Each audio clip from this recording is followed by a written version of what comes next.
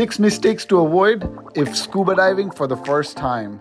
A quick search on Google will tell you about a million activities you could do in Sri Lanka. The one that stood out for me was scuba diving. I know it may be hard to believe, but despite being a seasoned traveler, I never got a chance to scuba dive before in my entire life. But the idea of flying in the deep blue, surrounded by fish and the vibrant sea creatures, was too tempting to resist. First dive to that deep. So let's see what happens. So I finally decided to give it a shot while I was in Sri Lanka with my parents for 9 days. And with the constant fear of death from drowning and suffocation looming over my mind, it's safe to say my first experience was nothing less than terrifying. Scuba diving for the first time can make you nervous and panic like nothing else. But don't worry, it's only if you don't know what to do. In this video, I'll tell you what mistakes people make when scuba diving for the first time so that you won't end up with a disastrous experience. Alright guys, so now we're gonna go and do a dive and swim with turtles, and we are also going to go really deep with the oxygen cylinder, like maybe 50 meters, and then we're gonna do some snorkeling. This is gonna be like one of the best experiences here in this beautiful beach town of Mirissa.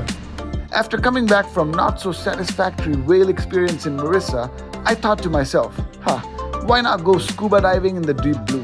After all, Mirissa provides excellent diving conditions, making it one of the favorite diving locations in all of Sri Lanka, especially for the first timers. Now, I want you to avoid the first mistake I made. I know a vacation isn't complete without some delicious food and refreshing cocktails. However, it's important to keep in mind that consuming heavy meals and alcohol just before diving or even the night before can cause dehydration, stomach cramps, sickness, and even hypothermia while you're at the sea.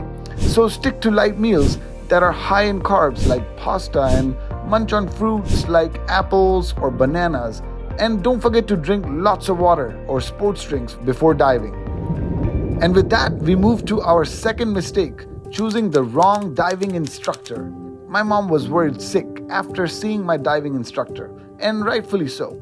He didn't look like he had much experience as an instructor under his belt, but looks can be deceiving.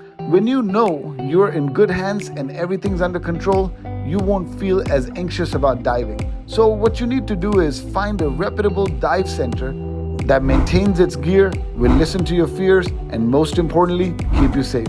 So do your research and find a reputable dive center that has good gear and listens to your worries. You can check out Facebook dive groups to get recommendations from other good divers, or look up TripAdvisor or Google reviews to find a reliable dive center. A good dive center will have friendly and experienced instructors who prioritize safety and know the dive site inside and out. Remember, picking the right dive center can make or break your diving experience. So, we've gone over 2 mistakes already, but this third one can cost you your life. Most people don't seem to understand the importance of being safe while scuba diving. Yes, the first time is exciting and you're going through a roller coaster of emotions like I am. But in this eagerness to dive, people don't think about planning their dive and checking their gear. If you don't take them seriously, things can go really bad. There's this thing called BWRAF, like WRF. It's pretty basic, stands for buoyancy, weights, releases, air, and final checks. But a lot of first timers think it's boring and don't really care about it. And that's when things can get ugly, or you could even die. So always remember, listen. And I mean really listen to what the diving instructor's telling you. During my first diving experience, I received a good but brief lesson in the shallow water. The objective was to maintain buoyancy and regulate my breathing. Alright, now that we're done with that, it's time for us to actually dive. I am now ready to take the boat and go to the middle, and we're going to the rock point. That's going to be a 13-meter dive, and it was fun to learn all this and do like a practical, but there are a few things that I'm still really, nervous about, but that's okay. You just gotta still follow through, go forward, and then we'll see what happens. But the only rule is not to panic and just breathe. We traveled a good distance by a private boat until we found the perfect diving spot. There was this equipment that was telling my instructor how deep the ocean was at a certain spot. But watch out, newbie drivers tend to mess up right about now. Which brings us to our fourth mistake. When it comes to moving up or down in the water, people tend to be careless and reckless. They don't realize going up or down too quickly can cause severe decompression sickness, which can be life-threatening. Moreover, you could also fall straight to the bottom and damage the marine life. You might land on a coral reef and get scratched up or cut up. You might land on something spiny or pokey and actually get cut, or even have venom injected into you as well.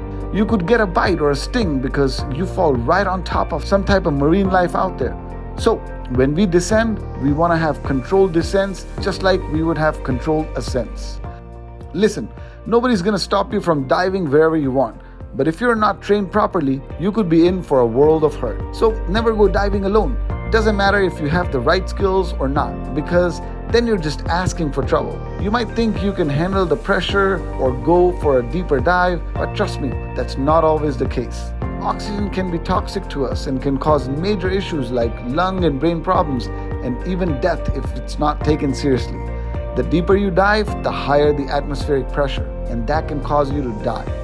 So it's crucial to have proper training and have a dive buddy before you dive, and always consider the risks involved, because running out of air or getting disoriented can happen in a snap, and you'll have no one to save you.